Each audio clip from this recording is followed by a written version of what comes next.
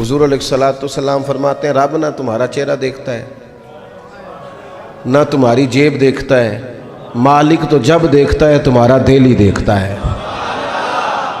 تو دل کی کیفیت اللہ کو پتہ ہے۔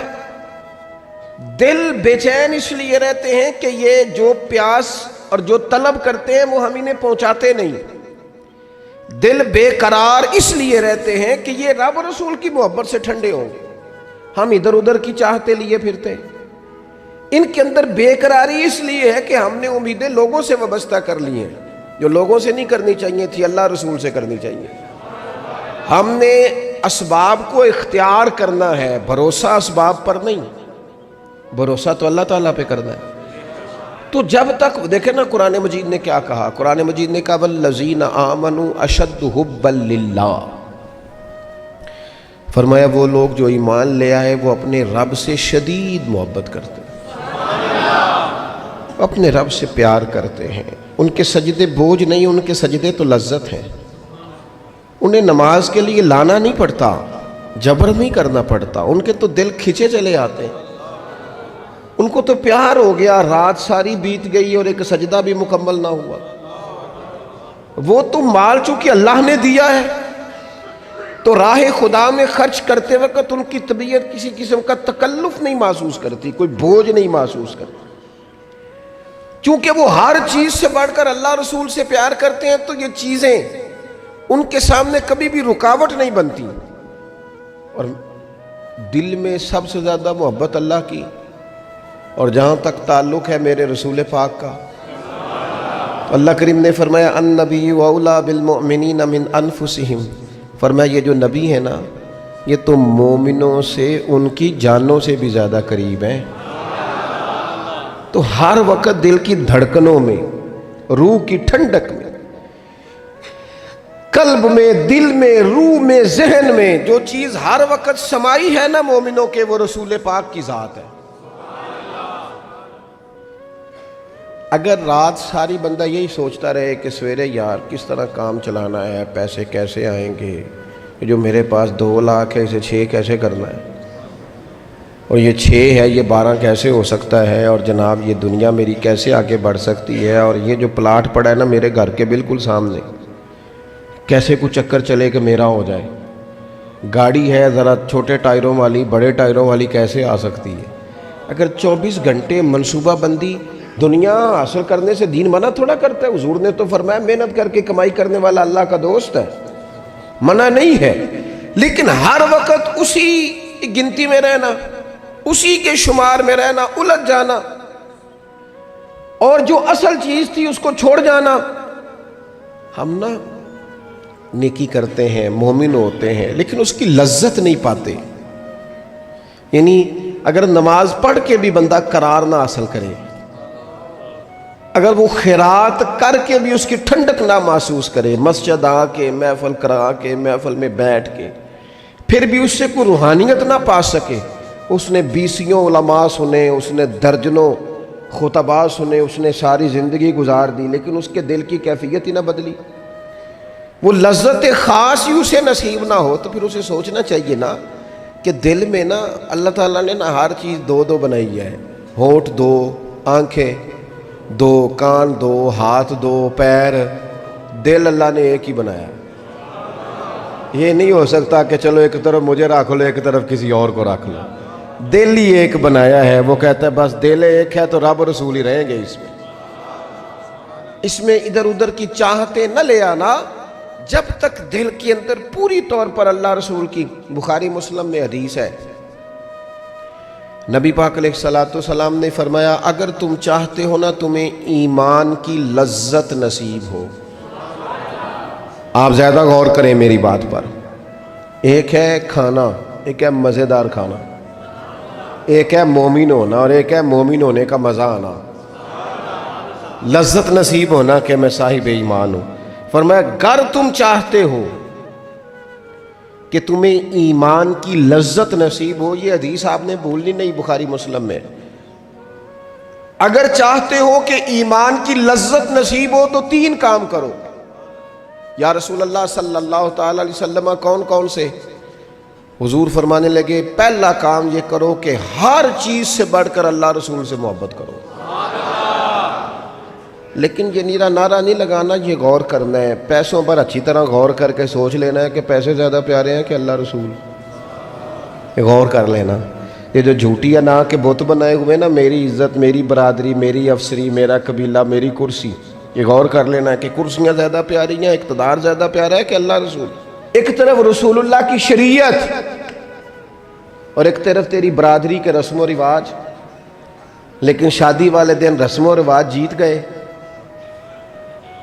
کدھر گئی تیری محبت رسول؟ وہ صرف محفل والے دن تھی، ربیع الاول شریف میں تھی. ہم تو دیندار سمجھتے ہی اس کو ہیں جس کے گھر میں شادی ہو تو پتہ چلتا ہے کتنا دیندار ہے. محفل میں تو سارے دیندار ہوتے ہیں. یہ تو پتہ ہی تب چلتا ہے جب کسی کا انتقال ہو جائے یا گھر میں کوئی خوشی آئے کہ اب یہ کتنا دیندار ہے. اب پتہ چلے گا. مسجد میں تو سارے دیندار ہیں.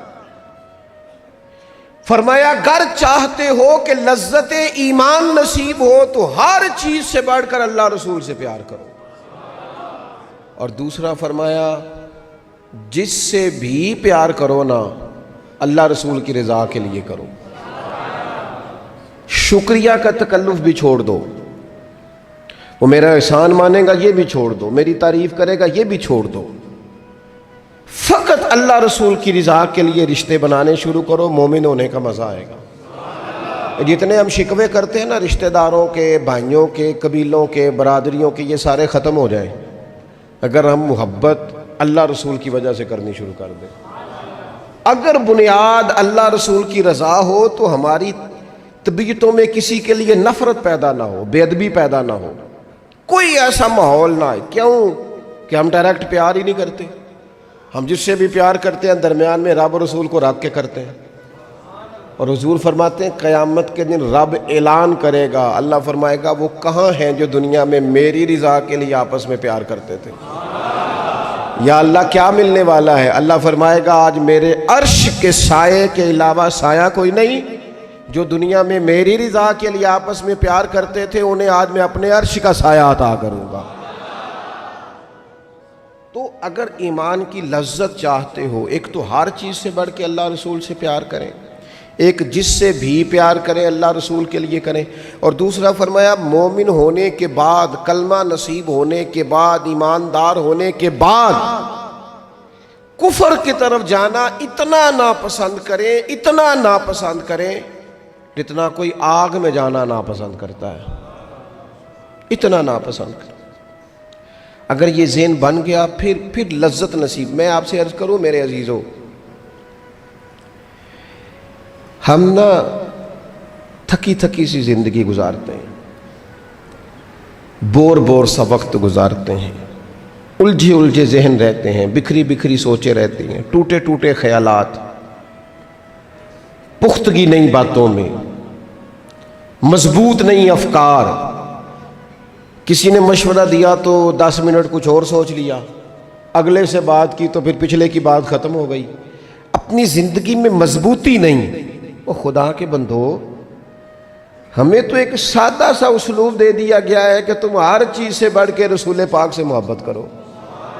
تو جب پوری طرح وہ محبت نصیب ہو جائے گی، جب پوری طرح وہ چاہت مل جائے گی، جب پوری طرح وہ خلوص نصیب ہو گیا، للہیت مل گئی، اللہ رسول کی بارگاہ نصیب ہو گئی، آپ یقین کریں حضور کی محبت بندے کو پکا کر دیتی ہے، اس کی سوچوں کو مضبوط کر دیتی ہے، اس کے اندر استقامت لاتی ہے. رسول اللہ کی محبت انسان طاقتور ہو جاتا ہے.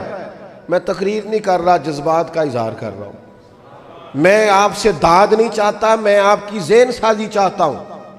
آپ بھلے میری بات پر کوئی سبحان اللہ ماشاءاللہ نہ کہیں، لیکن میرے درد دل کو سمجھے میں کیا کہنا چاہتا ہوں. دوستو حضور کی محبت مضبوط کرتی ہے، مضبوط طاقتور کر دیتی ہے. نہ سمجھ آئے تو سیدنا بلال سے پوچھ کے دیکھو، مار پڑتی جاتی ہے، محبت طاقتور ہوتی جاتی ہے، تانے ملتے جاتے ہیں، محبت مضبوط ہوتی جاتی ہے. نہ سمجھ آئے تو سیدنا سلمان فارسی سے پوچھو. سالوں بیت گئے، ڈھونڈتے، تلاش کرتے، آتے حضور کی بارگاہ میں حاضری دیتے، غلامی کرتے، کہاں سے چلے کہاں پہنچے. اگر نہ سمجھ آئے تو حضرت خبیب سے پوچھو، نہ سمجھ آئے تو بدر میں جا کے شہید ہونے والوں سے پوچھو یہ محبت کتنا طاقتور کرتی ہے۔ حضرت انس بن نضر سے پوچھو میدان احد میں کہ یہ محبت افکار کو زندہ کرتی ہے، روح کو تازہ کرتی ہے۔ بندہ نہ زیادہ باتوں سے ویسے ہی بچ جاتا ہے، ایک شے ہی صرف یاد کرنی پڑتی ہے، ایک شے ہی، علم و بس کریو یار اے ہوئی حرف تینوں درکار۔ اعلیٰ حضرت فرماتے ہیں اے عشق تیرے صدقے ہم جلنے سے چھٹے سستے، جو آگ بجھا دے گی اب وہ آگ لگائی ہے، جو آگ بجھا دے گی اب وہ۔ اور پھر اعلیٰ حضرت فرماتے ہیں کہ یاد رکھنا جان ہے عشق مصطفیٰ، روز فزوں کرے خدا، اور جس کو ہو درد کا مزہ، جس کو ہو درد کا مزہ، ایک ہوتا ہے شفا کا مزہ، ایک ہوتا ہے بیماری کا مزہ۔ یہ حضور کی محبت کی وہ والا درد ہے کہ یہ مزیدار ہے۔ اعلیٰ حضرت فرماتے جان ہے عشق مصطفیٰ، روز فزوں کرے خدا، او لوگو جس کو ہو درد کا مزہ، وہ ناز دوا اٹھائے کیوں، اور پھر کے گلی گلی تباہ ہم ٹھوکریں سب کی کھائیں کیوں، اور دل کو جو عقل دے خدا تو تیری گلی سے جائے کیوں، دل کو جو عقل دے خدا تو تیری گلی سے جائے کیوں۔ صحابی بیٹھے ہیں نا نبی پاک کی بارگاہ میں، اور دیر سے بیٹھے اور جم کے بیٹھے، بٹھا کے اپنے محبوب کو اپنے پہلو میں، جو لوگ کچھ نہیں کرتے وہ بھی کمال ہی کرتے ہیں، دیر سے بیٹھے اور بیٹھے تو نبی کریم نے فرمایا جاؤ کوئی کام بھی کرو۔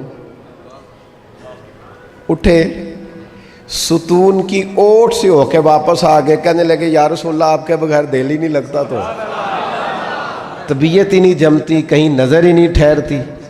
جب تک آپ اپنے دل کی کیفیات، یار ہمارے بزرگ، ہمیں تو وقت نہیں ملنا چاہیے، اگر ہمارا دعویٰ ہے کہ ہمیں حضور سے محبت ہے تو وقت ہی نہیں ملنا چاہیے۔ سیرت ساری پڑھ لی ہے ہم نے، حضور کی احادیث یاد کر لی ہیں، نبی پاک کے فضائل پر جو کتابیں لکھی گئی ہیں وہ ہمارے پاس ہیں۔ کیا آج صبح سے لے کر اب تک 1100 بار درود شریف نصیب ہوا ہے؟ کیا اگر حضور سے محبت ہے تو ہمارے دل میں نبی پاک کی امت کا درد ہے؟ حضور پر نازل ہونے والے قرآن مجید کو ہم نے سمجھا ہے؟ دین اسلام کی روشن تعلیمات کے ہم کتنے قریب گئے ہیں؟ فارغ وقت آپ کیا جی میں آج کل بور ہوتا ہوں، تو بھئی آپ کتاب خریدیں حضور کی سیرت پر، پڑھیں شاہ عبدالحق محدث دہلوی نے کیا لکھا ہے، پڑھیں حضور کے فضائل کمالات، پڑھیں شفا شریف قاضی ایاز کیا لکھتے ہیں۔ لیکن زندگی تو ادھر ادھر ضائع ہو رہی ہے۔ محبت والا تو اپنا ٹائم، یہاں تو کسی کو پیار ہو جائے نا اپنے گھر سے تو قربانی دیتا ہے، کہتا ہے آپ سب لوگ کھائیں گے، میں پردیس میں جا کے کماؤں گا۔ پیار ہو گیا نا تو اس نے جدوجہد کی، اس نے عمر گزار دی۔ ہمیں اگر پیار ہو تو پھر انداز کچھ اور ہو۔ تھوڑا سا نا اپنی قلبی واردات پر توجہ دیں، اپنے دل سے پوچھیں، ایک تسبیح رکھ لیں ہاتھ میں، جس طرح موبائل ہو نا بندے کے پاس تو چین نہیں نہ لینے دیتا، جس طرح موبائل ہاتھ میں ہو تو چلتا رہتا ہے نا، انشاءاللہ تسبیح بھی ہاتھ میں ہوگی تو درود پاک چلتا رہے گا۔ یہ کریں یہ کام، حضور کے تذکار جمیلہ، نبی پاک کا تذکرہ، اپنے قلب اطہر میں حضور کی محبت کو۔ آپ دیکھیں نا کبھی صحابہ کا مزاج، ایک ہوتا ہے بڑے مشورے کرنا، اور ایک ہوتا ہے زندگی میں نا ایک حرف یاد کر لینا۔ صحابہ نے نا ایک سبق یاد کیا تھا کہ جو حضور کہہ دیں گے نا، یہ بڑا مختصر، بڑا جامع، بڑا مزیدار اور سارے پہلوؤں کو اکٹھا کرنے والا سبق ہے۔ جو کریم کہہ دیں گے نا، لمبی چوڑی دوڑ ہی نہیں، جو حضور فرما دیں گے۔ حضرت صدیق اکبر سے پوچھا آپ کو پسند کیا ہے؟ کہنے لگے حضور آپ کو دیکھتے رہنا، میرا دل کرتا ہے میری بیٹی گھر میں خدمت کرے، حضور میرا دل کرتا ہے اللہ مجھے مال دیتا رہے، میں آپ کے قدموں پہ قربان کرتا رہوں۔ سانوں تے قید سجن دا گہنا ہے، وہ جنج رکھے ایسا اونج رہنا ہے۔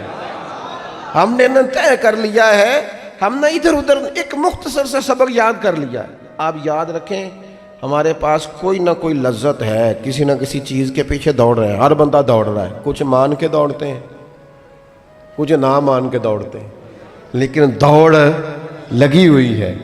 آپ یقین کریں میں ایسے لوگوں کو بھی جانتا ہوں جو ڈھونڈ کے محفل میں جاتے ہیں، آج میں نے اپنے نبی کی نعت سننی ہے۔ میں ایسے لوگوں کو بھی جانتا ہوں جن کو کتاب مل جائے نا، ٹائٹل پہ لکھا ہو حضور کا تذکرہ ہے، دوڑ کے خرید لیتے ہیں۔ میں نے دیکھا ہے کہ حضور کے میلاد پاک میں وہ یوں خرچ کرتے ہیں کہ جیسے بس پوری کیفیت طاری ہو گئی۔ نبی پاک کی نسبت جہاں نظر آئی، حضور کے اصحاب کی بات آئی یا اولاد کی بات آئی، امت کے اولیاء کی بات آئی یا علماء کی بات آئی، دین کے طلباء جو مدرسوں میں پڑھتے ہیں ان کی بات، جہاں جہاں ذکر آیا ہم نے نہ کبھی قطرے پہ غور کیا اور نہ دریا دیکھا، بس جہاں تیری جھلک دیکھی وہیں ڈوب گئے۔ اپنے دل میں اس محبت کو پیدا کریں۔ میں آپ سے عرض کروں، اولادیں بھی پریشان ہیں ہماری،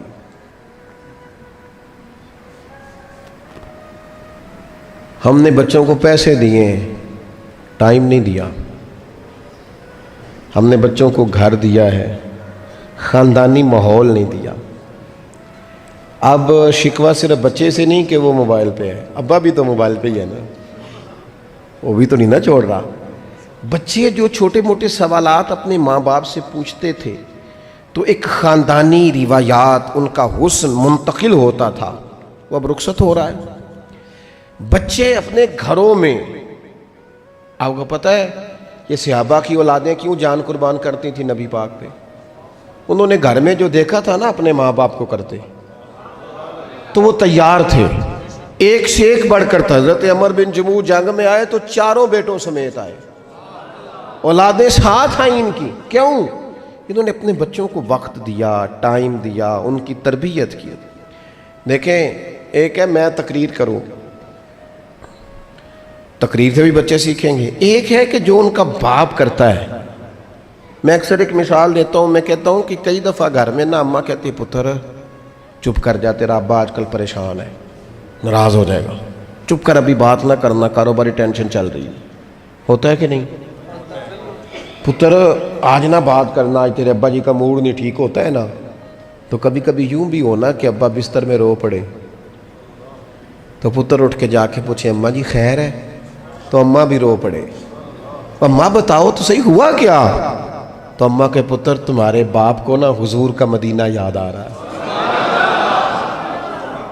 آپ یقین کریں یہ رنگ اولاد پہ وہ رنگ چڑھائے گا، یہ انداز وہ انداز سکھائے گا۔ ابا پیسوں کے لیے تو روز روتا ہے، زمینوں جائیدادوں کے لیے روتا ہے، میرا کاروبار نہیں چلتا روتا ہے، کاش